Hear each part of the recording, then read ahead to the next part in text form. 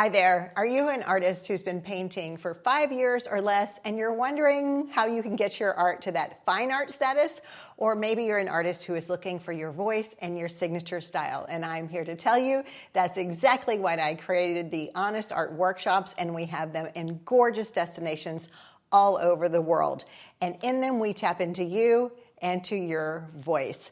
I only host a handful of them a year, 3 to 5. So if you're interested in that, head to the link in the show notes to learn more.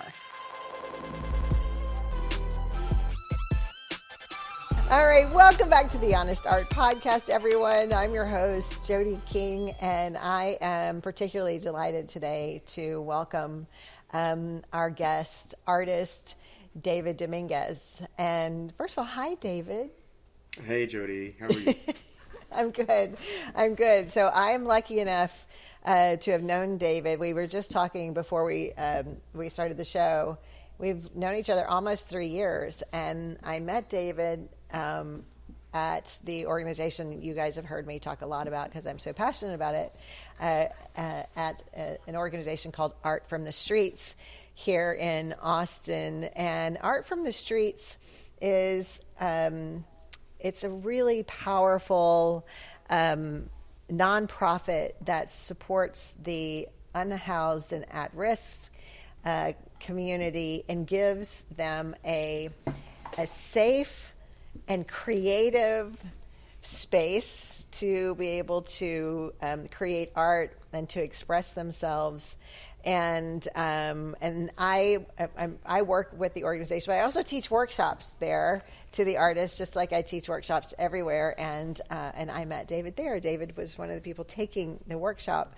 And you know how sometimes you just meet people and you're like, oh, I want to be your friend. Like there's just like this instant connection. And I kind of felt that when I met you, David. Yeah, for sure. That was pretty instant. Yeah. It didn't hurt that you were very happy with the workshop, with the results of the workshop. Oh yeah. Yeah. I learned a lot. Yeah. If you hadn't, we probably wouldn't be talking here now. You'd be like, you suck. Why would I want to do that? But David, one of the things that struck me when I first met you, and it continues to this day, is your humbleness and your heart comes through with everything that you do, including your work. But you have talked about how you have been an artist for a long time, but it had evolved for you. So let's start by just telling everyone, like, give us a little background into your, like, first of all, where are you born? I don't know that. I was born in Mexico City. Okay. And then we left there in the early 80s. And so when did this whole art thing start happening for you? I guess my dad was always drawing. He was really good at like throwing these sketches out quickly. And as much as I admired it, I was intimidated by how fast he could make a product. And, you know, he'd scribble on a napkin at a restaurant. And I'd be like, wow, how did you do that? And when we moved to New England, I spent a lot of time in New York and got to witness the very end of all of the graffiti that was on the trains in New York. I was at the very, very end of them cleaning up the city. And it made me kind of sad to see some of that go. And what was left, I truly admired, because as much as I love the skyline of any big city, the idea of being surrounded by this concrete jungle and it all being the same tone really, really kind of like made me depressed. And when I saw the color on the walls, that was so inspirational. I couldn't read half of the graffiti I was looking at. And again, that was intimidating, much like my dad's techniques to be able to just throw a sketch out. But it took me many years to realize every single one of those artists was just doing something in their own style. And that was something I could also approach and do and experiment with. Yeah. Wow. So when did you start decide that maybe you didn't need to be so intimidated, that you could start drawing and you could start doing the thing? How did you bridge that gap? How did that happen? Very early on. I was 6 years old, hanging out with older kids, which was kind of the norm. This is the 80s. All the kids were outside. We played outside. We were outside all day long. You know, you wouldn't come home until the street lights came on, and it was dinner time. And your parents would kind of entrust the older kids to look after the younger ones. And in those adventures, some of those older kids would drag me along and take me to do what they were doing. And I was very, very fortunate to be able to spend time with a very talented artist that kind of taught me not just the ropes, but the ins and outs, and very like advanced, not necessarily techniques, but how you get to the spots to make the artwork. Some of it is borderline criminal, right? There was a lot of learning. I had to learn how to pick locks and how to use bolt cutters and work around the city. Yeah. But I never forgot what I learned in those experiences, and I carry that with me still today. Yeah. Well, your art, and I hope we're going to put the links to David's Instagram and for you guys to be able to see his work. His work is absolutely beautiful and powerful. That's what I was going to say. I mean, I think that's one of the things that is a theme with all of your stuff, is this very heartfelt, powerful work. So you talk in your bio where you talk about how you've traveled the world and you've collected memories and people and places. So can you talk a little bit about, before joining Art from the Streets, what are some of the obstacles that you faced yourself? What were some of those obstacles? And then how did that affect you going from, for art being just a little bit more than a hobby for you? Yeah, my life has always been one of adventure. I never followed the straight and narrow. I was never going to go to college. That was pretty much set way early on. And I decided to walk to the beat of a different drum, right? Yeah. And some of us are just built like that. I'm the same way. Yeah. For sure. And I don't regret one bit of it. I've seen a lot of people kind of like wither away in a cubicle, and I've even had other people's grandparents tell me like, wow, you've lived an entire life, if not 6 lifetimes. Yeah. And, coming from somebody who's in their 80s, that always makes me feel super like humble, right? Because I have experienced a lot of things. I left home. I initially thought I was going to fulfill a career in the Marine Corps, and quickly found out that was not going to be the fit for me. Mm-hmm. And I only joined for the opportunity to travel, really, and to gain some experience. Mm-hmm. I found a different way to do that, and I did it on my own means. So I spent 25 years of my life, roughly. And this would be on and off, but 25 years of my life was spent traveling by my own means. And I have no shame in calling myself a hobo. Yeah. A hobo in its truest sense, somebody who travels looking for work. Yeah. I was homeless by choice, but never stuck in any one place. I would go, land, make some money, and move on to the next adventure, and try to see as much as I could see. Sometimes I'd find a place and stick around for a few months, but for the most part, I wanted to see. It's addicting. Once you start moving around, you want to see more. Right. And experience more of other people's cultures and how they do things, where they're at. And believe it or not, even in just traveling this country, there's such an amazing mix of people. And, I have crossed international borders for sure, but we're super lucky to live in this country and have such a hodgepodge of people that all come from different places and have their own practices and what they do. Yeah. And it's been an absolute joy collecting those memories. So how did those adventures lead you to Austin? Austin's always been like a home base. This is where I left from initially. And family was posted here. And, Austin, San Antonio area. Yeah. So it was always a place to come back. But as far as art bringing me here, this was definitely my comfort zone. It was a city that I knew in and out. I could get my art done quickly. I knew how to sneak about at night and not get caught doing it. And I came back probably mostly for my child.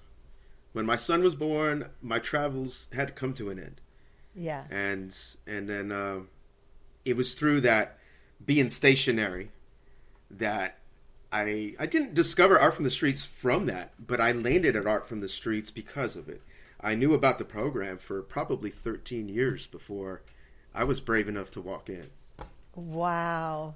What was it about? Well, first of all, I just want to say your story is fascinating.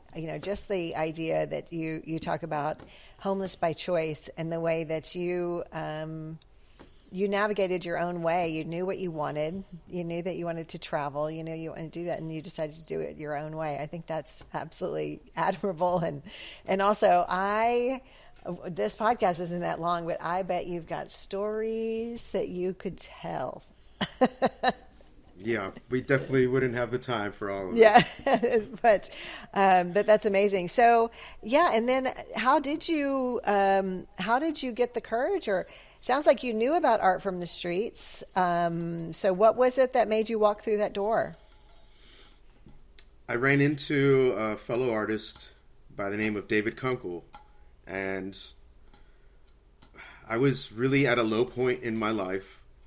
This is me no longer traveling and having to stick around somewhere and finding out that even though I had done all these travels and I had gained a lot of experience in many places, it had become very difficult to apply those in the city I knew that had exploded in the little bit of time I had just recently left it.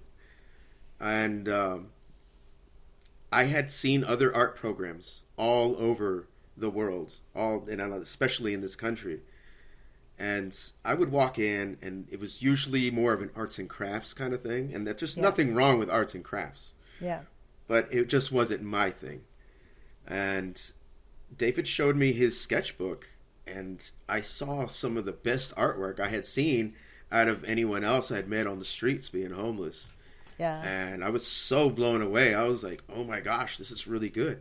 And he told me, he was like, yeah, man, you got to come into this studio. It's Art from the Streets. And I'm like, oh my God, I've heard about this. Yeah. And I realized like this could actually be a real thing. Yeah. And I took him up on the offer. I showed up to the studio twice without walking in the door. I was just nervous walking up to a facility as fancy as Canopy. Yeah. I was like, oh, I'm not going to fit in here. They're probably going to call the cops on me because I got face tattoos. Yeah. And if you guys are watching this on YouTube, you'll see that David's got his face tattoos, which is he looks really scary. Don't let him fool you at all. He's just not scary in the least. Maybe at one time you were, but I'm not scared of you, David. But anyway, so you walked in and nobody called the cops, did they? Yeah. No, it was the most welcoming thing that I had encountered in quite some time. Yeah. And little did I know at that moment that it would literally become like my home. Yeah, it's amazing. It's incredible. Well, the irony now is that you have a position with Art from the Streets, and yet you are still very much a participating artist. And one of the reasons that I wanted to have this conversation was that we are doing something unique at Art from the Streets that I think is going to be really empowering for all of us, and maybe other places around the world might want to try it as well. And on November 6th, we are having our first of its kind show called Shared Voices, where we are pairing a professional artist like myself with an artist from Art from the Streets, and we paint together. We create a collaborative piece.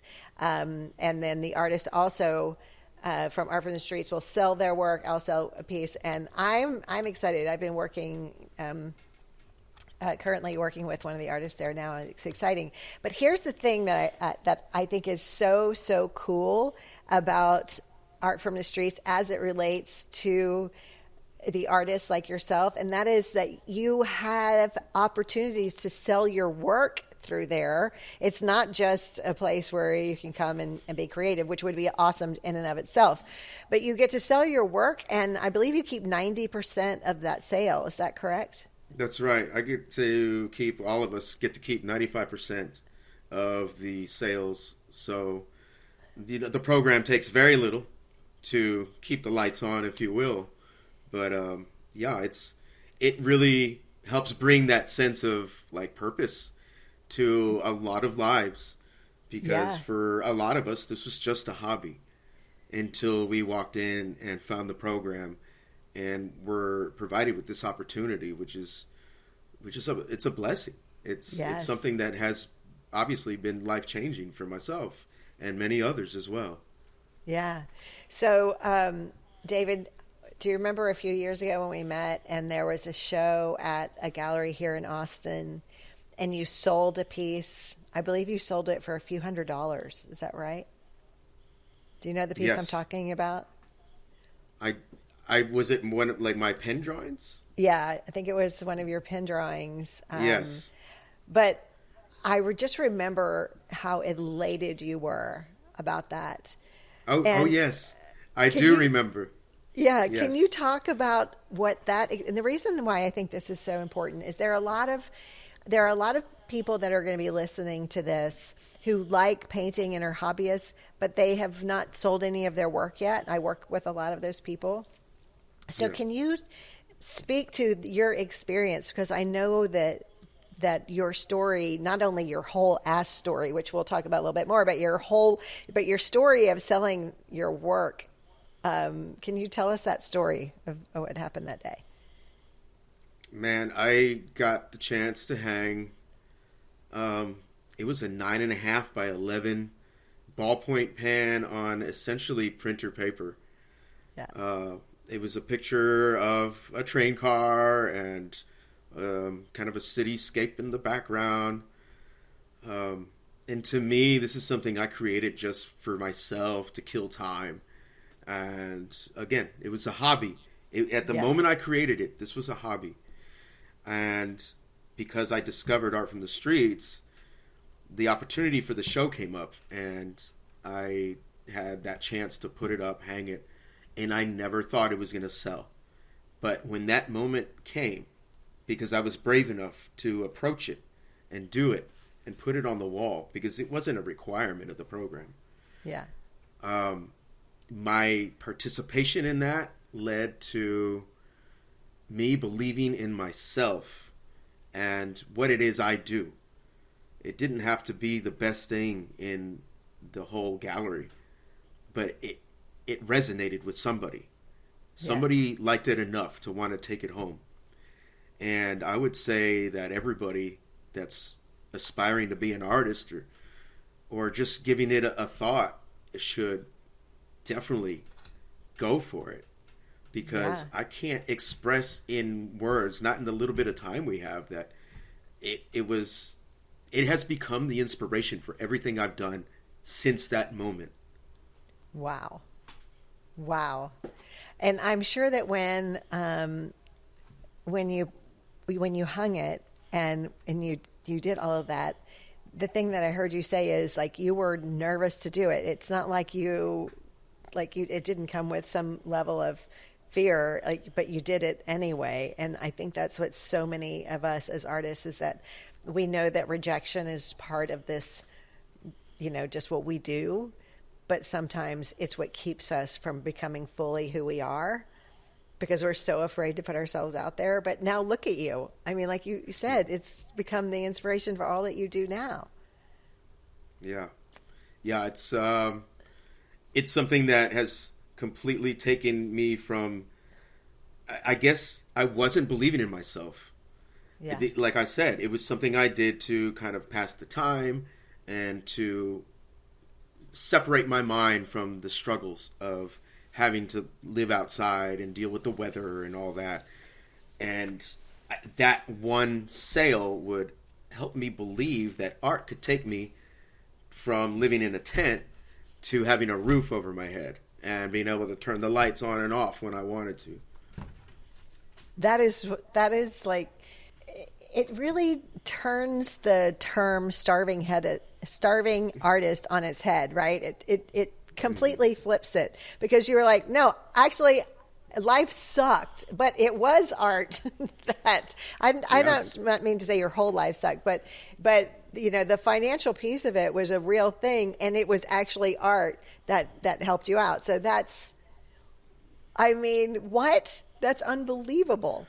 Yeah, it blew my mind. I showed up a little bit late to the show, and as I was walking up to my own piece, so were the curators of the gallery, and it was really crazy because I was walking up, they were walking up, I didn't know why.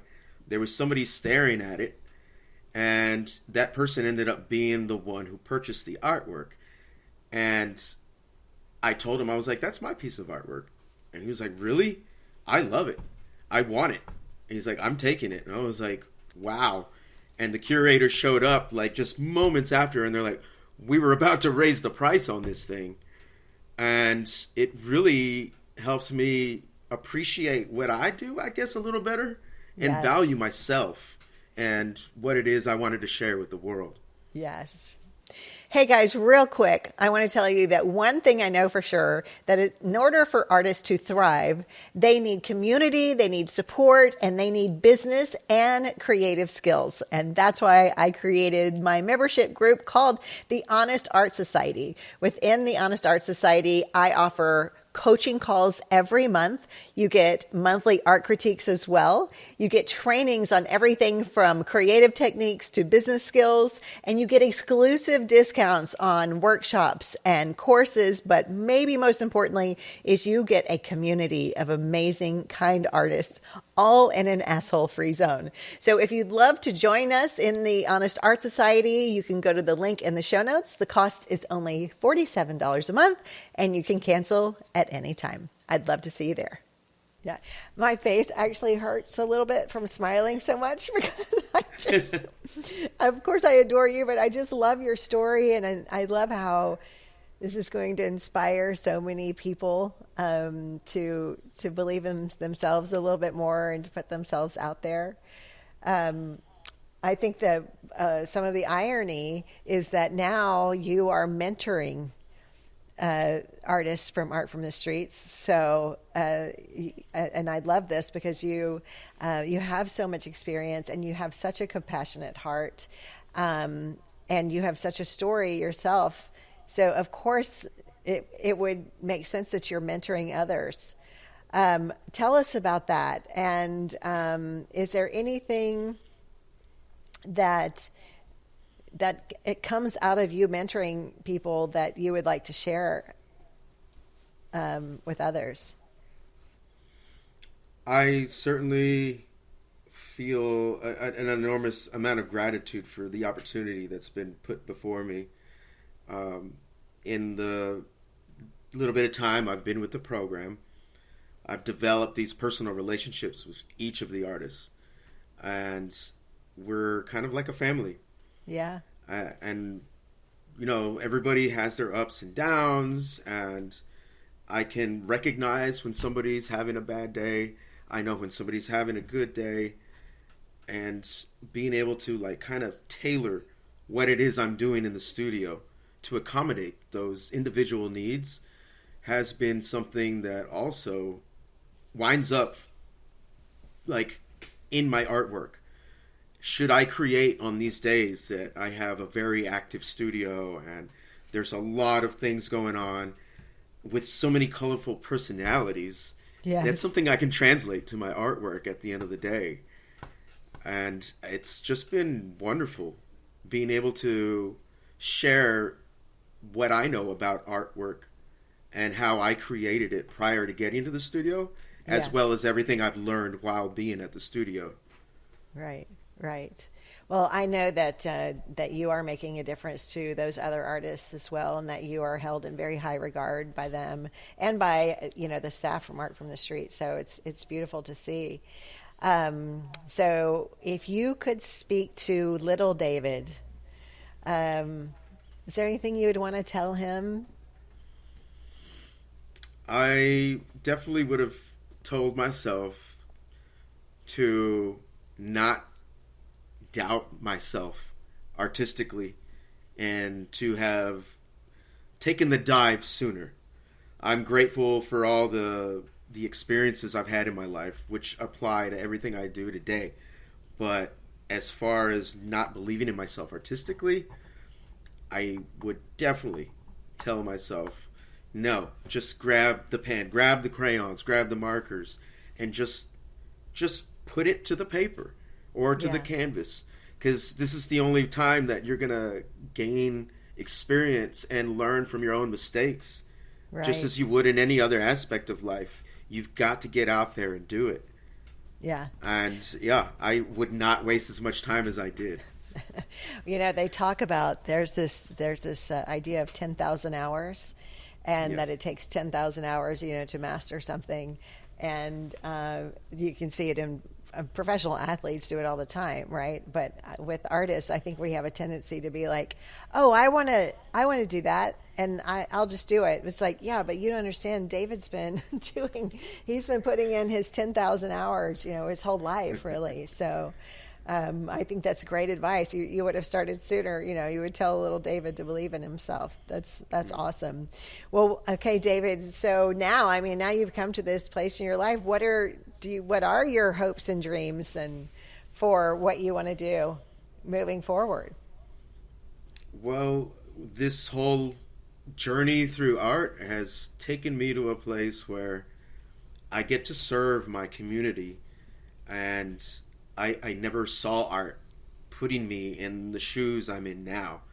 And I could only hope to be able to continue to serve my community and help others make the artwork that they want to make.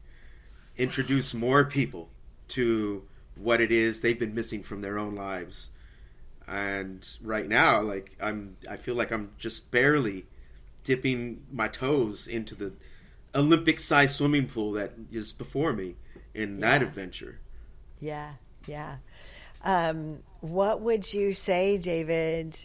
You are these so many folks that are facing adversity. What would you say to people who? Because I hear this, I hear people all the time say to me, "Oh, I'm not creative. I'm not an artist." But what would you say to those people who are facing adversity, who have never considered using art or creating art? What would you say to them? Well, that's a good question, because I get to go out to the outreach programs that we have, and I do encounter a lot of people like that. Yeah. And sometimes they're just trying to get out of the heat, which is okay. Yeah. Yeah. And they're like, "Oh, I'm not creative." But I usually introduce people to it all by asking them, like, "How was your day? What's going on?" And if they open up, they'll tell me a little bit about their lives, and I'll be like, how do those things make you feel? Yeah. And I can get them to express those emotions in whatever format makes them most comfortable. Sometimes we're drawing, sometimes we're collaging, or we're painting with acrylics or watercolors. And I let them know that there's no rules in art. Right. Do what you want to do with what makes you feel the most comfortable. Yeah. You know, if you just want to play with the oil pastels, sometimes just smearing the oil pastel around is got its own therapeutic value to it. Absolutely. And sometimes you've got to work through those things before the real ideas start churning out. Yeah. And it's hard to really answer that question without getting into specifics about every single person I've encountered in those situations. Yeah. That's really remarkable, David. It's so inspiring to see. It's just inspiring to know you, know your story, and to see what you have done with art for yourself, and now passing that along to others. I can't wait to see where you go with this, and I know you're already changing lives. I just taught a workshop last weekend for artists who want to teach workshops. And every one of the artists who want to teach want to do it because they want to share how art has helped them emotionally and in so many ways of their life, how they just thought it was not that big of a deal. And then they started painting, and then their lives totally changed. And now they want to do that for other people. They're like, well, I can't keep this to myself. I have to help others. And that's really what you're doing. It's like you learned, you got what you needed and still are, and now you're teaching that to others. Yeah, I'm just happy to share it because it's an ongoing adventure and journey, right? It never really ends. And yes, never I'm ends. happy to take everyone with me every step of the way. If there are a few steps behind me, so be it. I'm going to tell them, hey, I was there once before too. And, you know, you're going to get through this hurdle that you think you can't do. You will be able to do it. You just got to stick to it and ask all the questions you want to ask. I might not be able to answer all of them, but because I have the opportunity to meet people like yourself and other artists that come in to do the workshops, I'm able to point people in the right direction. When I can't answer the question, I help them get the help that they need. And it's the most rewarding thing I think I've experienced in my entire life, really. Apart from the moment I saw my son being born, this is something that it fills my heart every day, and it's always new, right? And I never know who's going to walk in the room next, and hear their story and find out, like, wow, I know this is missing from your life. It's going to change you. Yes. Oh, I have chills. I just absolutely love that. Well, I am excited about the Shared Voices show, which this comes out on October 28th. The Shared Voices show is going to be, we'll put all of the information in the show notes, but it's going to be November 6th. It's for one night only. David is going to be participating in it. His art is going to be there. He is going to be there, I think. Are you going to be there? I will be. Absolutely. I will be there along with several other professional artists and the artists from the streets that we're working with. And I'm so excited about it. Is there anything else that you feel like, you know, people should know about you or your journey or Art from the Streets? You know, I want people to know that Art from the Streets is an amazing program, and it truly is one of the most proficient approaches I've seen to helping people end their own homelessness. Yeah. It has transformed many lives. I've seen many failed attempts at things that approach this, and this is the real deal. And I would love for people to know about it and educate themselves about it and support the program. Come to our shows and see for themselves with their own eyes what it is that's actually happening, because it's magic. It is magic. It is so magic. And it's been around 30 years, so we must be doing something right. Exactly. I would love to help take it another 30 years if I could. Absolutely. Okay, so David, how can people learn more about you? Are you, any openings coming up, or your Instagram handle? How can they find you? So we have our annual show coming up October 18th and 19th at the Blue Genie, which is off of Airport Boulevard. And we'll I think be this will there come from- out. I think this will come out after that show, unfortunately. Well, if not that, I am very new to social media, but I do have an Instagram. It's David Dominguez _art. Awesome. And We'll put that in the as of show right notes now, also. that'll be the only way right now. I'll get a website going sometime next year. That's all right. That's all right. You stick with Instagram and let us see all of the cool stuff that you're doing. You can also, if you want to learn more about Art from the Streets, we'll also put that information in the show notes as well. David, I can only imagine what is going, like the future holds for you with your spirit and your talent and your heart for serving others.